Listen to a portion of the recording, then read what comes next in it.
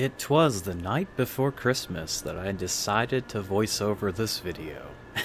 Hello everyone, I'm Garrett Oakamber, and this is a post-production recording because at the time there was a lot of stuff happening in the background, so I chose to record the game silent.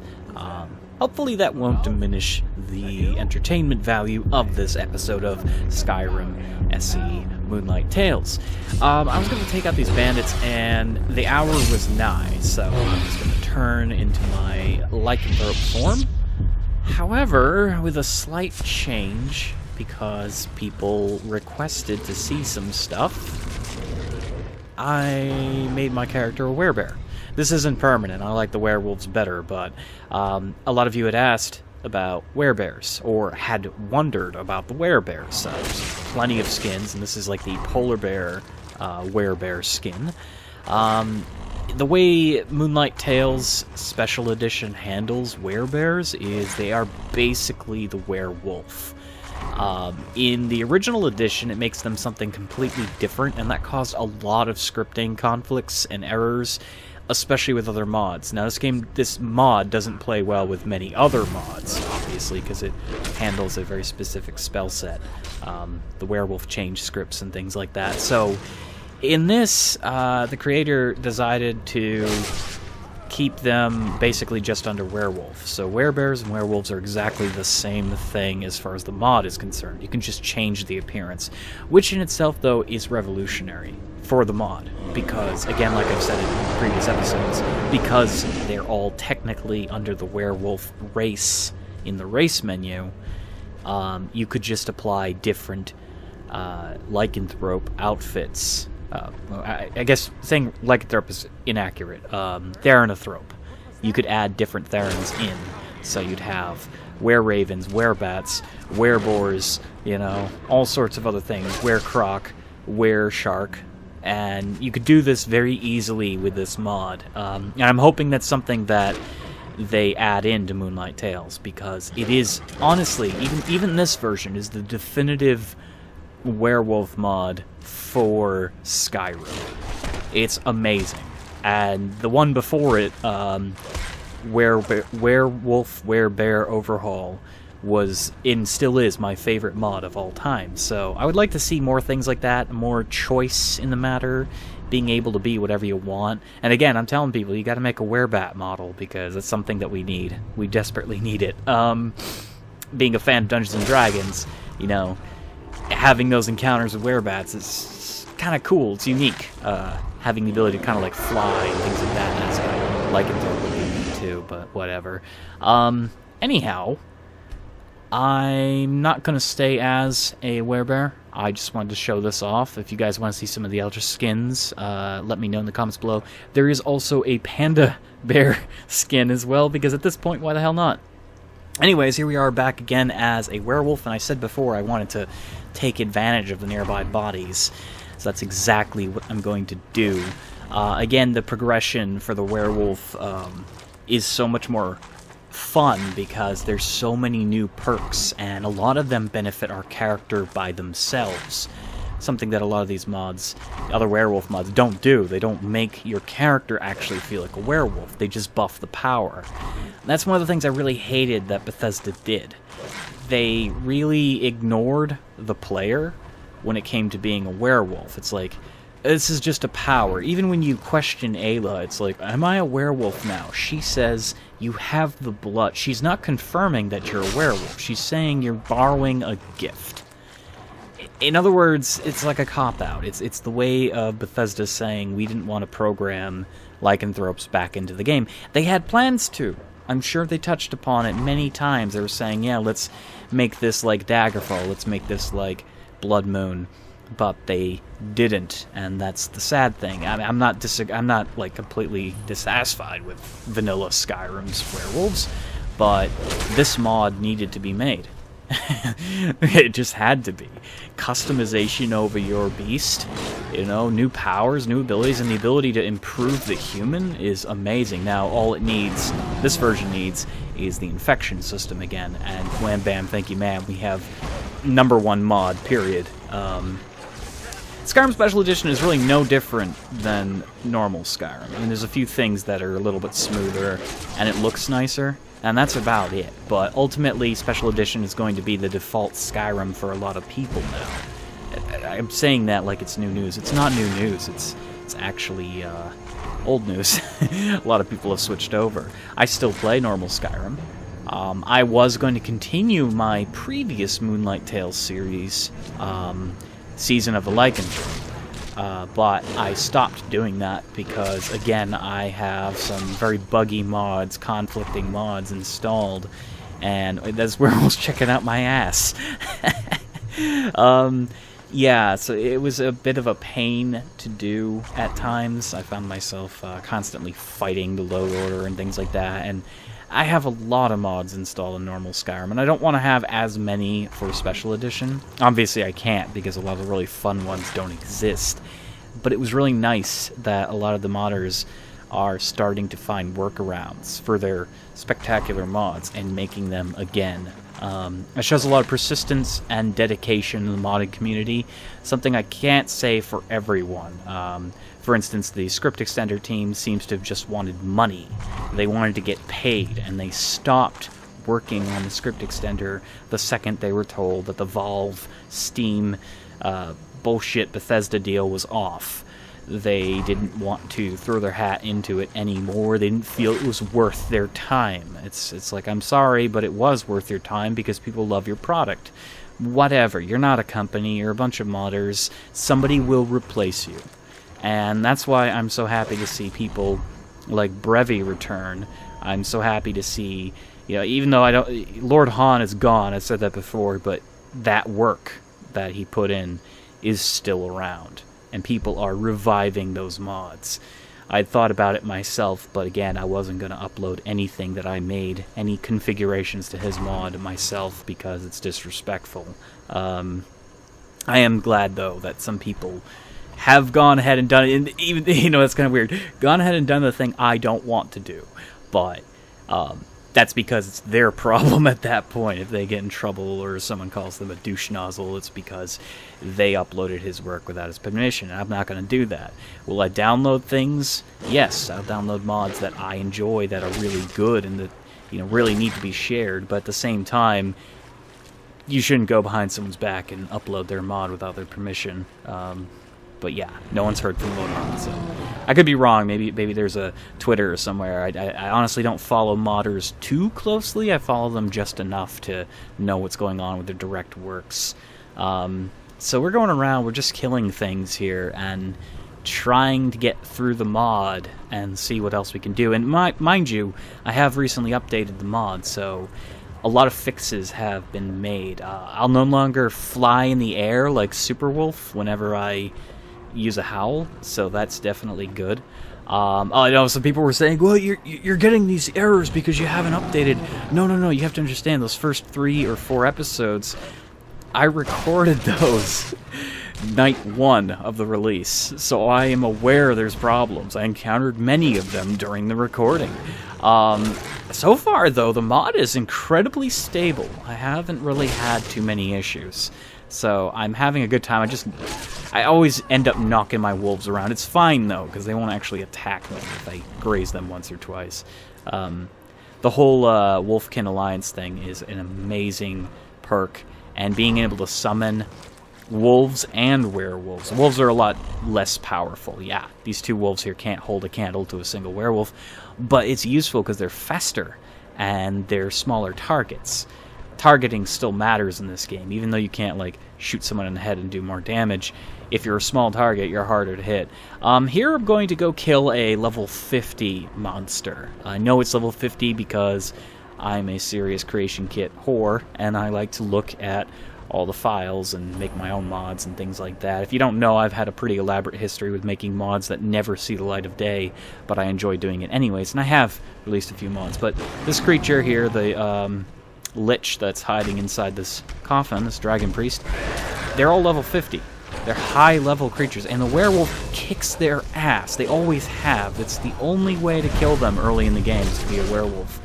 I mean, I guess that could be said about the vampire lord, too, but your limitation is magic. And magic v magic, he could use something to block your spells. As a werewolf, you can just stagger him and kill him. And I believe that was Croesus we killed, so we get a nice little mask that we'll play around with eventually in the series. We're going to loot this, and the werewolf loot system, I'm a purist. I didn't really think it was necessary, but I do find it useful, because now I can actually get stuff after killing something.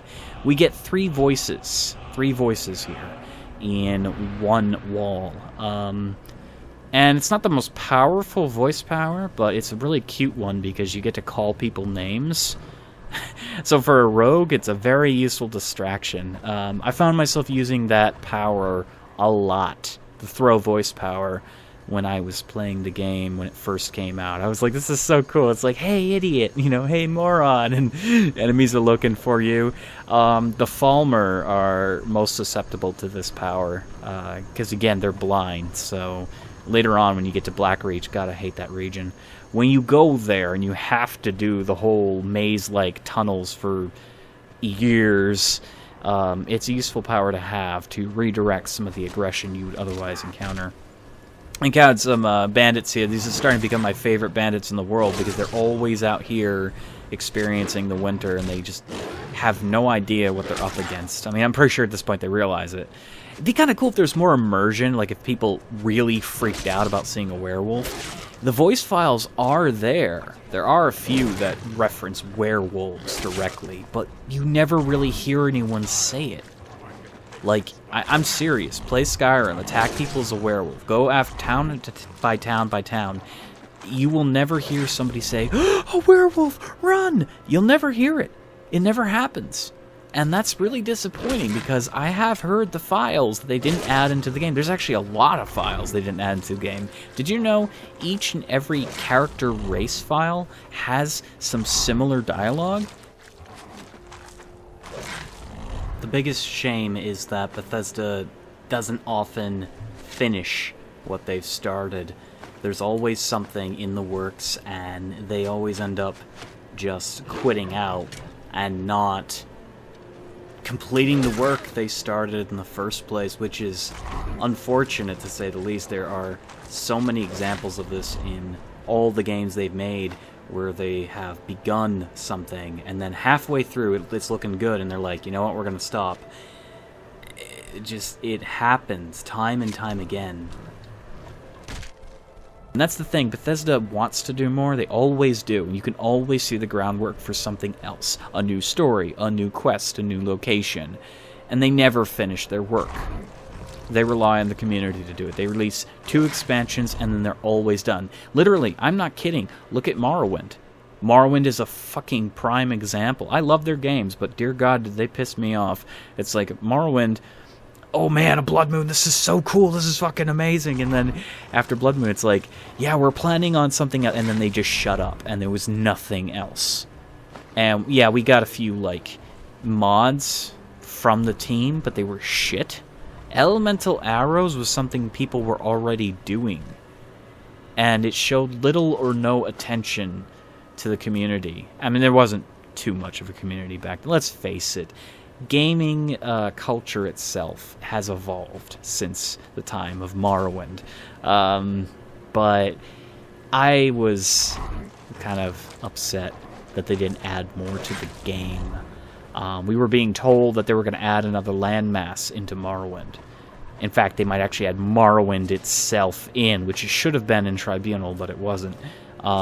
Instead, they started releasing and leaking their plans for Oblivion, which was still great at the time. I was freaking out about that. And somebody is wishing me a happy holidays. Thank you very much, Keto. When you see this video, it probably won't be Christmas. I don't know. I should be releasing it tonight, but yeah, I mean, I want to see Bethesda do more and finish more. Anyways, not to get into the past of these games too much, I am excited for the future of the Elder Scrolls games. I'm very excited for the future of the mods, too, because the mods just keep blowing me away. In kind of comparison, I did do a series on it, the Hircine mod, Werewolves of Hircine for... Oh, what was the exact name of it? forgot the name for it. It was something here scene. There was a mod for Oblivion, and I did actually do a small series on it, and then I stopped for a while because no one gave a shit. And then only years later, people were like, "Oh my god, this is amazing." When I say no one gave a shit, I mean I know there's one or two people who actually liked it, but generally speaking, as a entertainer, I'm trying to reach as many people as I can. One or two people is fantastic, but eventually you stop, putting that on your highest priority, and it gets replaced by other things. And that's not a choice I did lightly. I wanted to continue playing Oblivion because I hadn't played it in a while, and I will continue it again someday, but it's not going to be the exact same character. It's not going to be what it was. It's going to be something new. Yeah, I'll definitely play the werewolves and Oblivion again because it was awesome. That mod evolved throughout the years. Before Skyrim was a thing, I got to see that mod develop. When it first came out, werewolves were these really crappy Underworld game rip-off skins. And the developers said, we really want to add in like the werewolves from Morrowind, but we can't convert the file over. And then they said, well, at that point, someone else made another character model for the wolf, so we're going to use that. And that model was kind of garbage too, but it was better than the previous Underworld one. Oh, here I encounter a weird glitch. My saber's out, but it's not. What hell? I'm so confused. I'm like, why? Why, game? Why? There we go. Pull it out. White lightsaber. Fuck yeah. Fixed it. So, anyways, I was like happy to see that mod evolve throughout the years, and now it's finished, or at least I think it's finished. That mod for Oblivion is where it needs to be, and it's good.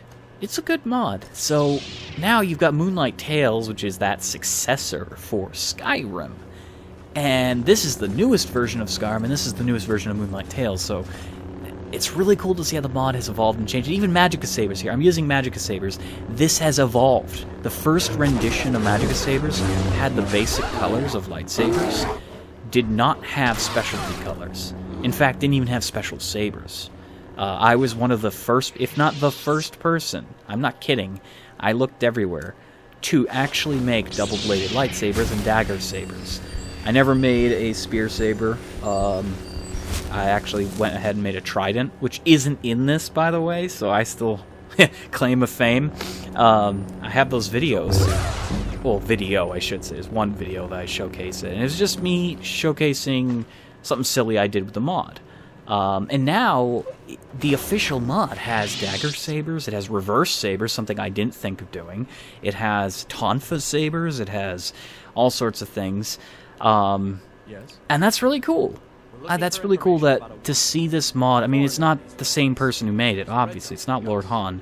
But it's cool to see that mod evolve throughout the years. And that's also a depressing factor. Why is it depressing? Because I know someday I'm going to get old and die. And games that I enjoy are going to continue on. And that's cool for the games. It's cool for generations to come. But it's sad because you can't live to see it all. And that is a sombering, terrifying fact. It is quite sad. This is a really cool ravine, by the way. I was just looking at it, I was like, oh, this is really cool looking. I actually took a screenshot of that at some point. But yeah, that's the thing, like, you're not going to get to see the game series or franchises, you're not going to get to see mods keep evolving. Eventually, you will be spent.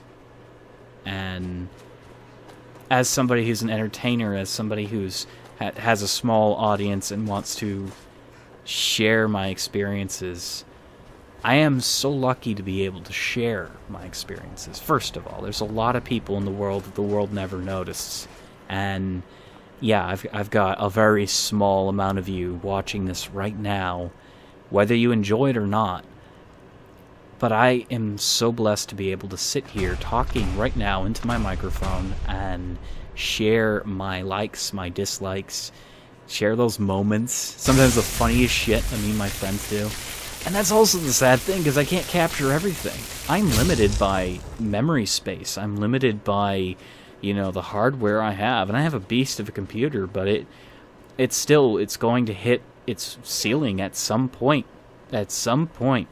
6-7 years from now, If I don't upgrade, I will not be able to continue with that current gen, which is so sad. And I'm sure I'll be able to handle it. I'll put money away like I did the last time, but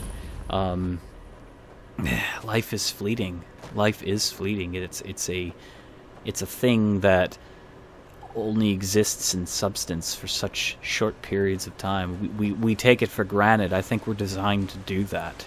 No matter what you believe in, you need to believe the fact of the matter is you only see what's in front of your face for so long. So we're going to be fighting these bandits here and actually going inside this cave while our wolf kicks ass. I have a power now on my character. I can summon a wolf to my side. It will summon a werewolf, I believe, as well, but it's a rare chance as a human. So that's really cool. It's a free summon spell. I like it. Yeah.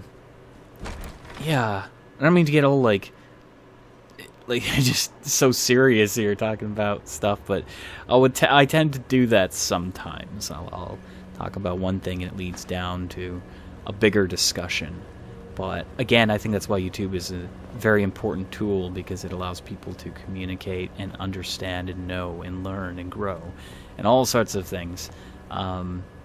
Ultimately, I love playing games and I love sharing those experiences with people, and I aspire to do much more with this. I should mention, I have not forgotten about the 1,900 subscriber special, since we're talking about serious things. I actually did record, I should stop calling them specials, because they have become vlogs.